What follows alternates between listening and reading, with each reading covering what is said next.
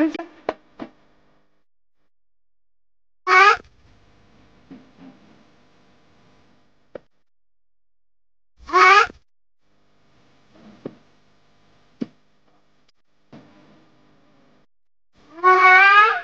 pembenci Jokowi kemarin kan mengatakan, Pak Prabowo jangan mau diatur-atur sama Pak Jokowi.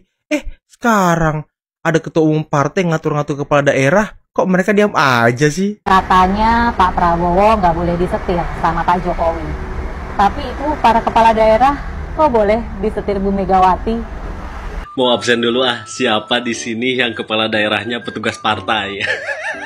Soalnya ada puluhan di sini nih yang manut ketum partai ketimbang instruksi Bapak Presiden Prabowo Subianto.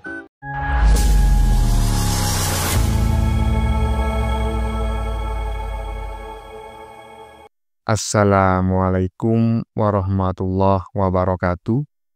Saudara-saudaraku sebangsa dan setanah air, dimanapun kalian berada, semoga kalian selalu dalam kondisi sehat walafiat. Berjumpa lagi dengan saya di Gaspol Update. Kami bukanlah buzzer pihak manapun, kami hanya menyajikan keputusan tetap ada di tangan Anda. Teman-teman, ini ada video yang menurut saya cukup menarik, yakni tentang reaksi netizen atas sok berkuasanya si nenek lampir di negeri ini ya. Neti banyak yang menyindir ya, selama ini mereka mewarning Prabowo gitu kan. Iya kan, maksudnya adalah anak-anak kebo, kader-kader kebo ya kan. Mewarning Prabowo agar tidak disetir oleh Jokowi ya kan. Nggak tahunya, si nenek lampir sendiri yang nyetir para kepala daerah. Dan anak-anak kebo yang selama ini suka nyinyirin Jokowi, pada diem alias pada kicep, nggak mau berspeak up. Coba yang macam kayak gini mereka berspeak up, ya kan? Yang konsekuen dong, Iyalah, Jokowi nyetir Prabowo nggak boleh. Tapi nenek lampir nyetir para kepala daerah boleh. Ya macam mana pula, ya kan? Tapi kita harus bersyukur teman-teman ya. Karena dengan fakta-fakta yang terungkap ke publik saat ini ya, kita menjadi tahu bagaimana dan apa sebenarnya ya partai tersebut ya, maksudnya adalah partai terbesar di Indonesia ya. Jadi kalau nggak ada kejadian seperti ini kan kita masih menganggap ini partai adalah partai wong cilik yang berjuang demi bangsa dan negara bla bla bla bla bla bla gitu kan. Dan feeling saya ke depan ya, nasib partai ini akan semakin suram ya, semakin nyumpet dan ada kemungkinan juga tidak sampai 2029 partai ini akan bubar. Nah, bagaimanakah videonya dan bagaimanakah respon netizen? Mari kita tonton bersama. Kemudian mari kita komentari bersama di bagian akhir video. Ini dia.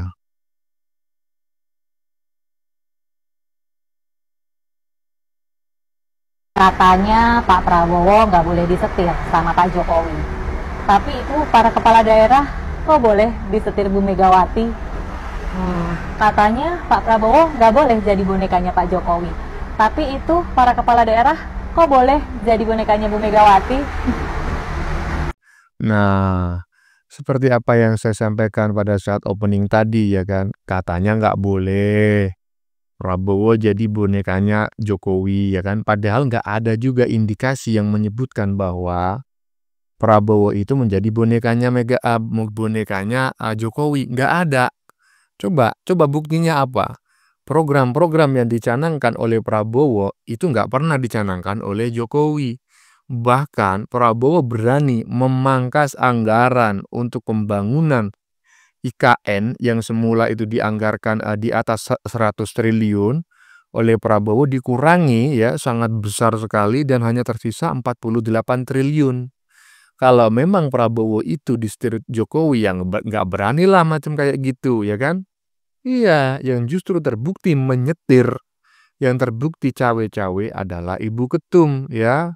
Sok ngatur kepala daerah, padahal bukan kewenangannya. Lo kok pada diem? Lanjut. Jadi gimana teman-teman? Rasanya punya kepala daerah, tapi statusnya hanya petugas partai. Dan dengan mudahnya disetir dan diatur-atur oleh ketua umum partainya. Saya jadi ingat dengan apa yang pernah dikatakan oleh Pak SBY dalam sebuah wawancara bahwa jangan ada matahari kembar. Apakah Pak SBY ini menyinggung era Pak Jokowi ketika Pak Jokowi menjadi presiden tapi diatur-atur oleh Megawati? Dan itu matahari kembar. Nah, selain itu para pembenci Jokowi kemarin kan mengatakan Pak Prabowo jangan mau diatur-atur sama Pak Jokowi. Sekarang ada ketua umum partai ngatur-ngatur kepala daerah, kok mereka diam aja sih? Gimana menurut kalian teman-teman? Coba komen di bawah ya. Nah, kok mereka diam aja sih ya? Ayo coba ayo di list yuk. Ayo tulis di kolom komentar siapa aja buzzer ya yang suka nyindir-nyindir Jokowi, meneriak-neriakan Jokowi gitu ya. Meneriakan Jokowi, meneriak-neriakan agar Prabowo tidak disetir Jokowi gitu ya. Agar Prabowo tidak menjadi bonekanya Jokowi ya kan. Setelah tahu fakta seperti ini, bahwa ternyata si nenek lampir yang justru nyetir para kepala daerah di negeri ini, ya kan? Mau ngomong apa? Ingat loh ya, ini baru instruksi. Kita juga patut curiga kalau kepala daerah yang berasal dari Kebu ini sangat patuh kepada Ibu Ketum. Bisa jadi kalau para kepala daerah yang berasal dari partai terbesar di Indonesia itu melakukan korupsi, ya kan? Maka patut diduga juga gitu loh, bahwa itu instruksi dari hahaha. Lanjut. Guys, kalian udah tahu ini belum? 10 kepala daerah dari partai PDIP yang tetap ikut retreat di Magelang.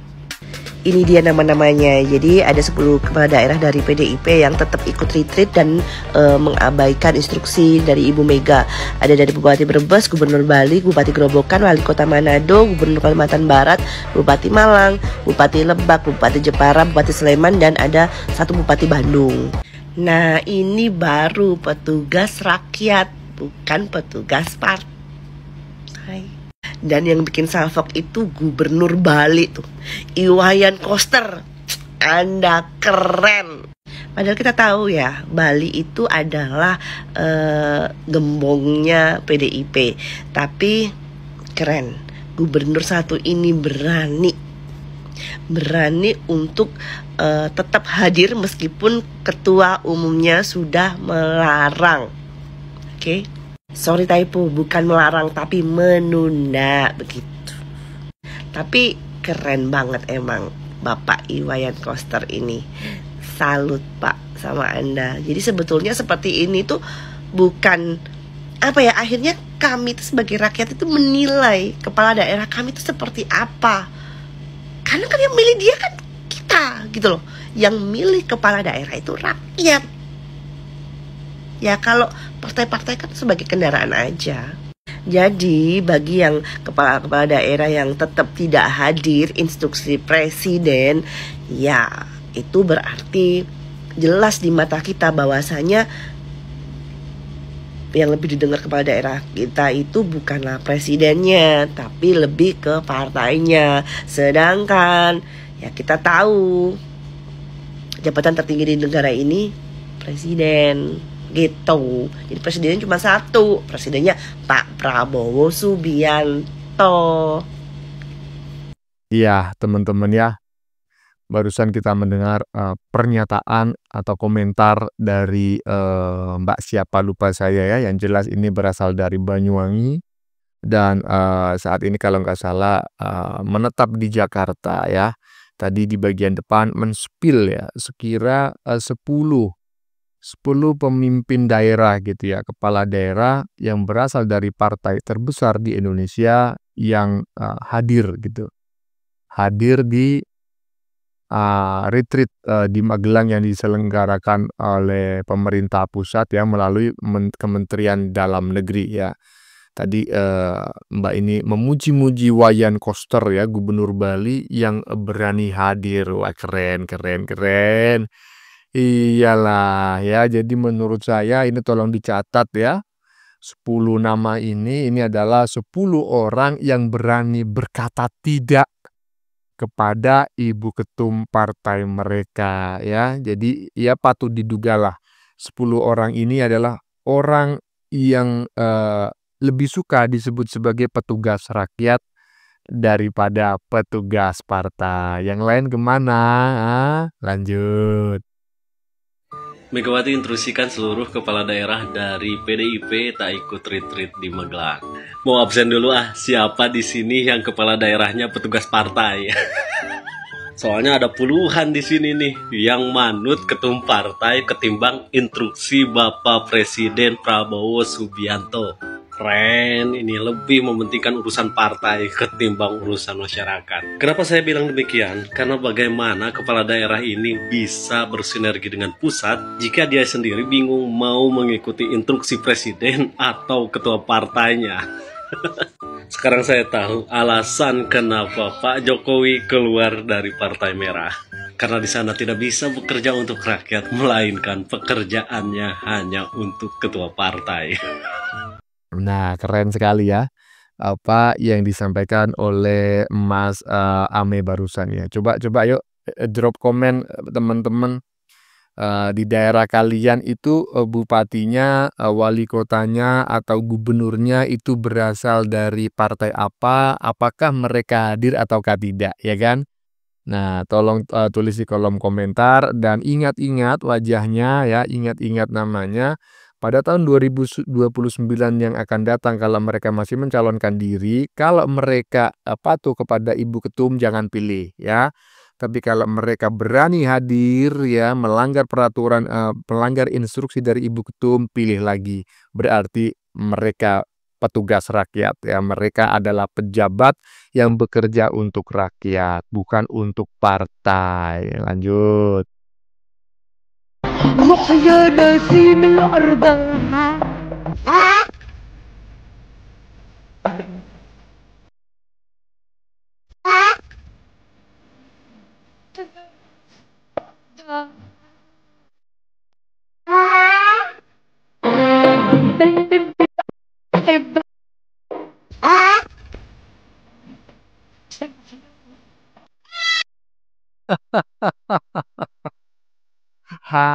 Hah?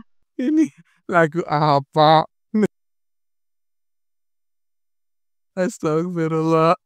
Saya baru kali ini mendengar lagu ini teman-teman ya.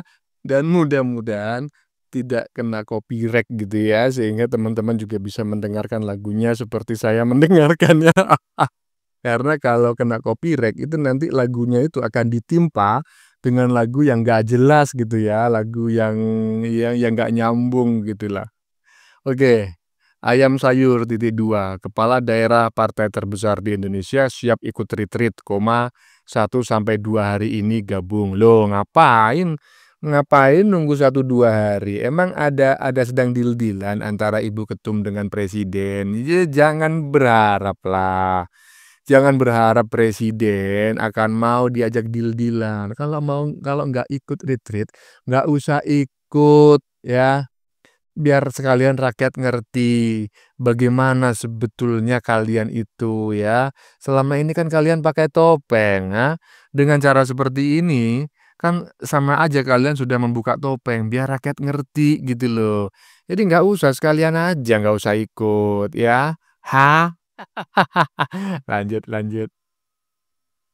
Kok para kepala daerah Bali nggak ikut retreat nih? Marah melantik bangai heboh bapak-bapak ini loh. Oh ya, buat yang belum tahu, retreat kepala daerah itu dilaksanakan dengan tujuan untuk mempererat kerjasama dan membahas mengenai masalah-masalah di daerah bersama seluruh kepala daerah terpilih se-Indonesia. Tapi sayangnya, para kepala daerah yang berasal dari salah satu partai tidak hadir ke sana. Termasuk kepala daerah Bali ya, kecuali Bupati Karangasem. Sebenarnya sikap-sikap seperti ini dah yang membuat kepercayaan masyarakat Bali terhadap kepala daerahnya itu semakin berkurang. Apalagi sentimen masyarakat kepada pejabat itu lagi tinggi-tingginya sekarang loh. Ya, terlepas dari problematika yang sedang terjadi di internal partainya, namun mestinya para kepala daerah ini bisa memberikan keterangan yang transparan supaya kata dalam tanda kutip petugas partai itu bisa dikurangi, Pak. Kalau menggunakan kata petugas partai kan seolah-olah pejabat ini lebih tunduk dengan ketum partai daripada dengan masyarakatnya. Jadinya kan masyarakat sekarang bertanya, sebenarnya para kepala daerah ini mewakili kepentingan partai atau kepentingan rakyat? Nah, kemudian masih ya kita berharap sambil memantau aja sih kinerja para kepala daerah Bali ini sekan-sekan tulus, lurus, dan serius dalam menangani permasalahan yang ada di Bali satu persatu. Besek-besek gimana malunya, mulai dari kemacetan, penanganan alih fungsi lahan yang berlebihan, bahasa Bali yang mulai tergerus, pengelolaan sampah yang belum optimal, serta masalah-masalah krusial yang lainnya. Dan saran saya sih libatkan generasi muda juga ya Pak untuk bisa merumuskan kebijakan. Nah Janian menurut semeton gimana nih tanggapan kalian mengenai kepala daerah Bali yang nggak hadir di retreat kepala daerah? Kalau saya sih positive thinking aja ya, mungkin para kepala daerah ini udah nggak sabar untuk bekerja melayani masyarakat. Coba komen Job, nah montongan malu.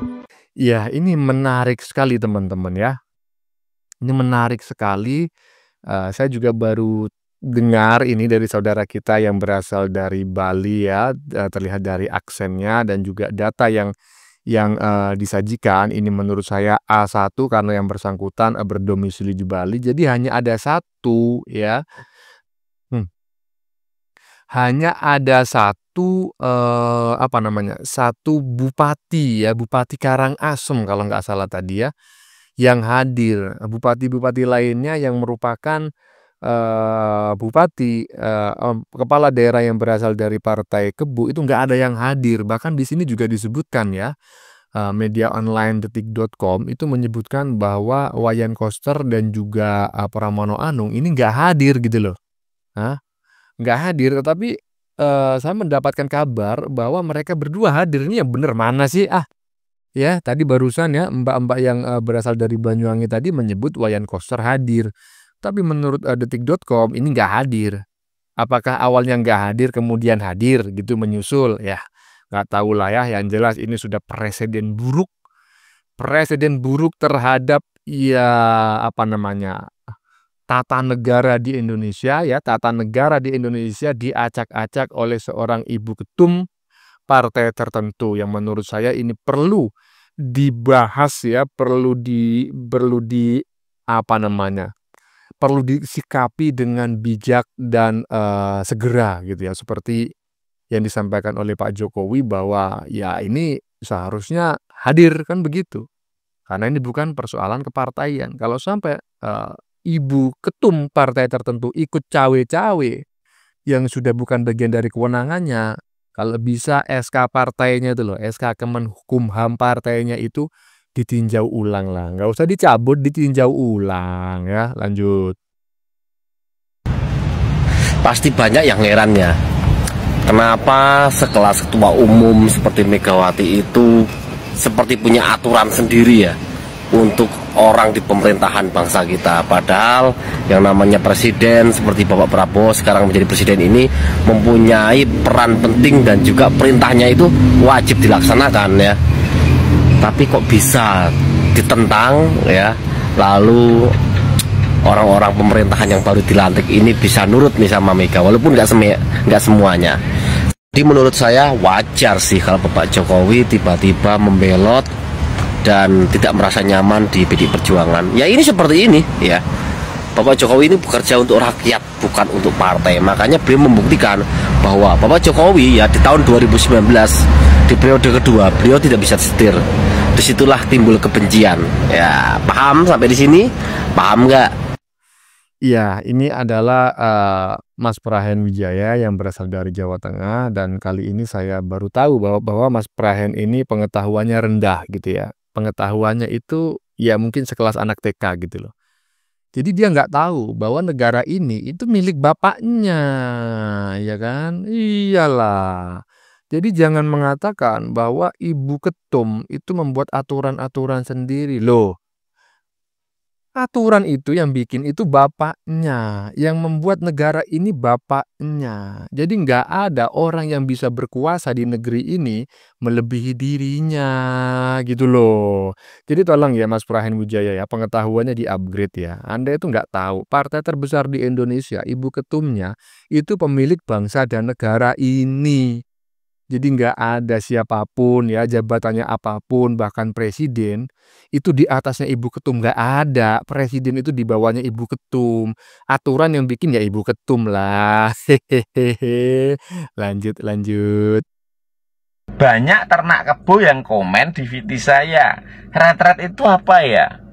biayanya dari mana ya? Waduh, padahal itu mereka itu udah tahu, tapi pura-pura bodoh aja.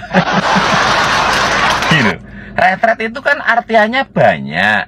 Di Akmil ini, retret mengacu pada kegiatan orientasi, pembekalan, dan pelatihan yang diberikan kepada pejabat terpilih seperti kepala daerah, menteri, setelah mereka resmi dilantik. Retret bertujuan untuk membekali para pemimpin dengan pemahaman mendalam tentang tugas dan tanggung jawab mereka, serta membangun sinergi dalam menjalankan roda pemerintahan. Salah satu contoh retret dalam pemerintahan yaitu dalam kegiatan ini kepala daerah mengikuti berbagai agenda yang mencakup sesi pengarahan dari presiden dan wakil presiden, serta memberi pembekalan mengenai pencegahan korupsi, pertumbuhan ekonomi, hilirisasi, dan reformasi birokrasi. Dong Bora. Terus dananya dari mana? Kamu nggak usah khawatir. Yang jelas yang bayar bukan kamu. Kemarin waktu pembekalan kabinet merah putih di Akmil Magelang itu semuanya biayanya ditanggung oleh uang pribadi Bapak Prabowo Subianto. Nah, yang bayar retret kepala daerah ini adalah dari Kemendagri. Nah, jadi kalian tenang aja. Dan menurut saya yang paling penting di retret ini adalah ketika Bu Megawati itu mengeluarkan surat bahwa kader-kadernya yang sudah dilantik menjadi kepala daerah untuk tidak mengikuti retret di Akmil Magelang. Kita bisa melihat orang-orang yang tidak datang dalam acara retret di Magelang itu berarti kan mereka itu mengikuti arahan ketua umumnya. Jadi kita bisa tahu bahwa mereka yang tidak datang adalah menjadi petugas partai sesuai arahan ketumnya. Nah, sementara Pak Prabowo memangkas anggaran para menteri-menterinya. Dan Pak Prabowo juga memangkas anggaran DPR dari kunjungan-kunjungan. Itu alasannya kenapa? Biar duit negara ini tidak dipakai untuk foya-foya oleh oknum tersebut. Dan kalau dipangkas anggarannya, biar uang anggaran itu tidak dikorupsi gitu loh. Jadinya sih Banteng ngamuk kan itu karena yang menduduki kursi DPR itu banyak dari PDIP dan anggarannya malah dipangkas. Makanya Banteng ngamuk tuh, nggak bisa setor sama ketumnya. Delogo. Dan dari PDIP menginstruksikan para kepala daerah dan wakil kepala daerahnya untuk tidak hadir, maka ini berpotensi kemudian menciptakan semacam pembangkangan politik yang kemudian berpotensi berdampak pada pola relasi antara pusat dan daerah ke depan. Oleh karena itu tentu kita berharap teman-teman di PDIP juga sekali lagi mempertimbangkan secara jernih dan bagaimana kemudian bisa melangkah lebih baik dalam konteks yang lebih konstruktif ke depan. Sikap PDIP terhadap penahanan sekjennya memang terlihat reaktif dan kurang jernih jika dibandingkan dengan partai-partai lain yang mengalami situasi serupa. Ya, bukan hanya PDIP yang sekjennya menjadi tersangka dan ditahan. Sebelumnya, hal serupa terjadi pada Partai Golkar ketika sekjennya Idrus Marham yang kala itu menjabat sebagai Menteri Sosial ditetapkan sebagai tersangka pada Agustus 2018 dan ditahan KPK terkait kasus korupsi PLTU Riau I. Idrus akhirnya divonis 3 tahun penjara. Partai lain yang sekjennya menjadi tersangka dan ditahan adalah Sekjen Partai Nasdem, Johnny G. Plate. Kejaksaan Agung menetapkan Plate sebagai tersangka kasus korupsi BTS 4G. Namun, sikap Golkar dan Nasdem dinilai lebih tenang dan jernih. Mantan kader PDIP yang juga mantan Presiden Joko Widodo juga ikut mengkritik sikap mantan partainya itu. Ia menyebut retret kepala daerah itu urusan pemerintah, bukan urusan partai. Ini kan urusan kepemerintahan nih. Yang diundang kepala daerah, yang mengundang presiden. Ya mestinya hadir, datang. Karena mereka dipilih oleh rakyat dan untuk kepentingan rakyat bangsa. Ya, ini menurut saya adalah sebuah, ya seperti yang sering saya sampaikan ya, dalam konten-konten yang kami buat di channel ini maupun konten-konten yang kami buat di channel sebelumnya, bahwa tidak sedikit sebetulnya para anak-anak kebo, anak-anak wabah, bukan hanya anak-anaknya, bukan hanya para buzzernya, tetapi juga para kadernya ya, bahkan kader elitnya itu jauh api dari panggang gitu ya. Secara intelektual sebetulnya itu di bawah rata-rata. Loh kok bisa Bang? Loh ya, jadi dalam berstrategi mereka itu ya kocak kali gitu ya. Jadi strategi-strateginya, narasi-narasi, materi-materi yang mereka goreng itu adalah materi-materi murahan ya. Materi-materi yang mudah dipatahkan dan tidak akan membuahkan hasil yang baik gitu loh. Tetapi mereka memaksakan diri mengolah materi-materi itu seolah-olah mereka berharap ya kan bisa menggoyang Jokowi, mendiskreditkan Jokowi, merusak reputasi Jokowi, yang nggak bisa lah. Termasuk yang barusan ini ya kan. Mereka mempersoalkan retret itu apa. Kemudian anggarannya dari mana? Dasar hukumnya apa? Ini kan sesuatu yang tidak perlu di framing, yang tidak perlu digoreng gitu loh. Karena masyarakat tidak fokusnya pada itunya gitu loh. Tetapi fokusnya adalah kenapa kok ada ketum ya, ketua umum partai tertentu yang bisa mengendalikan kepala daerah, dan itu jumlahnya nggak satu kepala daerahnya, banyak gitu loh. Ya. Sementara retreat ini adalah program yang diselenggarakan oleh pemerintah. Apakah ada dasar hukumnya? Apakah ada undang-undangnya? Apakah ada aturannya? Ada. Ya, anggarannya dari mana? Ya lihat aja, silakan dicek sendiri anggarannya dari mana. Yang jelas itu ada. Ya. Ada itu undang-undangnya, aturannya. Jadi jangan kau goreng sesuatu yang sudah jelas-jelas kau goreng bagaimanapun sampai gosong, nggak akan ada hasilnya. Ya, respon masyarakat tidak akan berubah hanya gara-gara kau mempersoalkan itu. Karena apa? Karena masyarakat, netizen ini mempersoalkan sikap arogan yang ditunjukkan oleh ketum kau itu gitu loh, yang ngatur-ngatur seolah terlihat lebih berkuasa daripada presiden. Paham Bora? Ya, teman-teman ya. Sudah kita saksikan bersama beberapa video yang sudah kami sajikan. Tadi di bagian depan kita lihat bersama video tentang netizen yang men-spill 10 kepala daerah yang berasal dari Kebo yang tetap ikut retreat ya, yang diselenggarakan pemerintah melalui Kementerian Dalam Negeri. Salah satu yang menjadi sorotan netizen tersebut adalah Gubernur Bali yakni Wayan Koster, yang ternyata kok ikut gitu ya, tetapi saya tidak tahu itu benar ataukah tidak, karena di video yang lain tadi berdasarkan berita yang dimuat oleh detik.com ya, Wayan Koster dan Pramono Anung itu tidak hadir.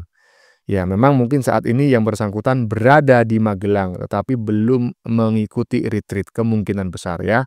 Yang jelas tadi netizen sangat memuji para kepala daerah yang tidak manut arahan Ibu Ketum. Mantap ya. Saya pun mengatakan kalian masih waras berarti. Oke, teman-teman. Konten yang baru saja kita saksikan ini adalah tentang reaksi netizen atas sok berkuasanya si nenek lampir di negeri ini ya.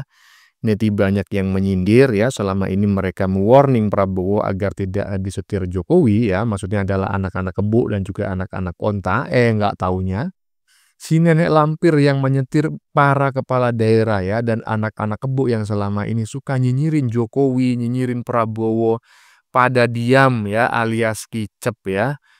Jokowi nyetir Prabowo nggak boleh ya, tapi Megawadon nyetir para kepala daerah boleh. Aduh. Ya teman-teman ya, kita harus bersyukur ya. Karena dengan fakta yang mengemuka akhir-akhir ini, kita menjadi tahu ya apa dan bagaimana sebenarnya partai terbesar di Indonesia tersebut ya. Dan feeling saya menyebutkan Ke depan akan semakin suram, semakin nyumpet, dan ada kemungkinan partai tersebut akan bubar sebelum tahun 2029. Waduh. Bagaimana menurut kalian? Keputusan ada di tangan Anda. Silakan tulis di kolom komentar baik Anda yang setuju maupun yang tidak setuju dengan isi konten ini. Sebelumnya saya memohon maaf ya, jika dalam penyajian konten ini ada kata-kata yang menyinggung, kurang tepat penggunaannya, atau ada data yang dianggap keliru atau salah.